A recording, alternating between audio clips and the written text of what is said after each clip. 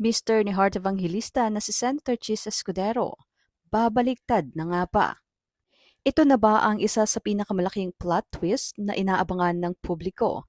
Kaugnay sa kaguluhang nangyayari sa Senado at sa ating mga mambabatas?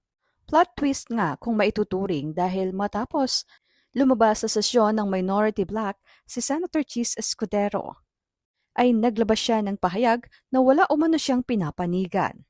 Sa gitna ng lumalalim na hidwaan sa Senado, naging breaking news nga ang pagdalo ni dating Senate President Chis Escudero sa sesyon ng Minority Bloc at agad itong nagdulot ng samot-saring reaksyon online.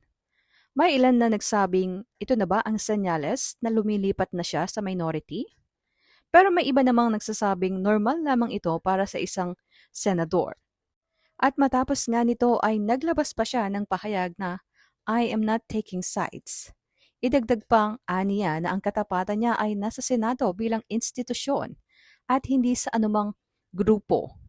Kaya para sa mga netizens, tila magkasalungat ang dalawang larawan. Sa isang banda, sinasabi umano ni Chis Escudero na wala siyang kinakampihan. Ngunit sa kabilang banda naman, ay nakita siyang dumalo sa pagpupulong ng isang kampo na kasalukuyang sentro ng political tension. Ngunit sapat na ba iyon para sabihing bumaliktad na si Cheese? Sa ngayon, wala pang pampublikong pahayag o aksyon na nagpapatunay na opisyal na nga siyang lumipat ng panig. Ang alam lang natin ay dumalo siya. At sa politika, minsan ang simpleng presensya ay nagiging mas malaki pa ang kahulugan sa mata ng publiko. Ngunit narito ang malaking tanong ng marami. Kung talagang wala siyang pinipiling kampo, bakit ngayon? Bakit ngayon siya lumitaw? Bakit simpleng pakikinig lang ito? Pero bakit naging isang napakalaking usapin? At sa gitna nga ng tensyon at maraming haka-haka patungkol sa kanyang susunod na hakbang, ay naglabas rin si Cheese ng kanyang official statement. Aniya, hindi ito usaping pampolitika. Wala akong sinasamahan o iniiwang grupo, pangkat o paksyon. At dito nga nagsimulang uminit ang debate.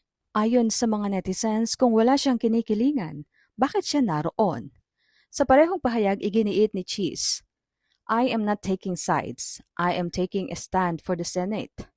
Dagdag pa niya, my allegiance is not to any faction, personality group, or alliance. Malinaw ang kanyang posisyon. Hindi raw ito tungkol sa loyalty, hindi tungkol sa pagkampi, hindi tungkol sa pagpili ng isang grupo laban pa sa isa, kundi tungkol sa tungkulin.